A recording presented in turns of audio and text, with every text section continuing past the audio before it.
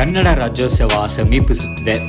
ರಾಜ್ಯದಲ್ಲಿ ಈ ಹಬ್ಬವನ್ನ ಆಚರಿಸಲು ನಾನಾ ಸಂಘಟನೆಗಳು, ಟ್ರಸ್ಟ್ಗಳು ತುದಿಗಾಲಲ್ಲಿ ನಿಂತಿವೆ. ಇದರಂತೆ ಸಮರ್ಪಣಾ ಎಜುಕೇಶನಲ್ ಟ್ರಸ್ಟ್ ಕೂಡ ಈ ಬಾರಿ ವಿಜೃಂಭಣೆಯಿಂದ ಮಾಡಲು ಹೊರಟಿದೆ.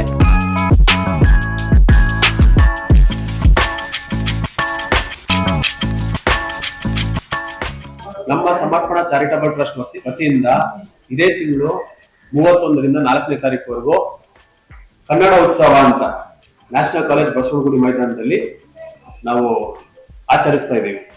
ಏನಪ್ಪಾ ಇದ್ರ ವಿಶೇಷತೆ ಅಂದ್ರೆ, ಪ್ರತಿ ವರ್ಷ ಕನ್ನಡ ರಾಜ್ಯೋತ್ಸವ ಬೆಂಗಳೂರಲ್ಲಿ ನಡೀತಾ ಇದೆ.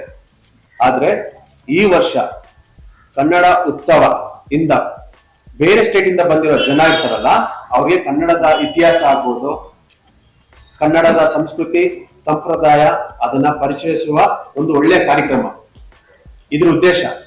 ಮತ್ತೆ ನಮ್ಮ ಸಮರ್ಪಣಾ ಟ್ರಸ್ಟ್ ಇಂದ ಪ್ರತಿ ವರ್ಷ 3 ವರ್ಷದಿಂದ ಸತತವಾಗಿ ನಾವು ಆರೋಗ್ಯ ಶಿಬಿರ ಆಗ್ಬೋದು, ರಕ್ತದಾನ ಶಿಬಿರ ಆಗ್ಬೋದು, ಮತ್ತೆ ಮಕ್ಕಳಿಗೆ ವಿದ್ಯಾಭ್ಯಾಸಕ್ಕೆ ಬೇಕಾದ ಬುಕ್ಸ್ಗಳು, ಬ್ಯಾಗು, ಇನ್ನಿತರ ಎಲ್ಲಾ ಸೌಲಭ್ಯಗಳನ್ನ ನಾವು ನೀಡ್ತಾ ಬಂದಿದ್ದೇವೆ. ಇನ್ ಫಸ್ಟ್ ಟೈಮ್ ಲಾಸ್ಟ್ ವರ್ಷ ದೇಸಿ ರುಚಿ ಅಂತ ಒಂದು ಕಾರ್ಯಕ್ರಮ ಮಾಡಿದ್ವಿ. ಬಟ್ ಕನ್ನಡದ ಬಗ್ಗೆ ಜನಗಳಿಗೆ ತಿಳಿಸುವ ಪ್ರಯತ್ನ ಸರ್, ಈ ಉದ್ದೇಶ, ಇದರ ಉದ್ದೇಶ. ಬಸವನಗುಡಿಯ ನ್ಯಾಷನಲ್ ಕಾಲೇಜಿನಲ್ಲಿ ನಡೆಯುವ ಈ ಕನ್ನಡ ರಾಜ್ಯೋತ್ಸವ ಉತ್ಸವದ ಮಾದರಿಯಲ್ಲಿ ಮಾಡಲಾಗುತ್ತಿದೆ. ಅಕ್ಟೋಬರ್ 31ರಿಂದ ನವೆಂಬರ್ 4ರವರೆಗೆ ಈ ಆಚರಣೆ ಇರಲಿದೆ.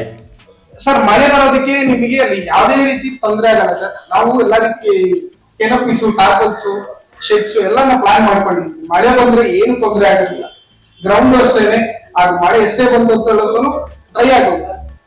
ನಾನಾ ರಾಜಕಾರಣಿಗಳು, ಸಿನಿ ನಟ ನಟಿಯರು ಈ ಆಚರಣೆಯಲ್ಲಿ ಕಾಣಿಸಿಕೊಳ್ಳಲಿದ್ದು, ಸಾರ್ವಜನಿಕರು ಈ ಆಚರಣೆಯಲ್ಲಿ ಪಾಲ್ಗೊಳ್ಳಬಹುದು. ಪ್ರವೇಶ ಉಚಿತವಾಗಿರಲಿದೆ.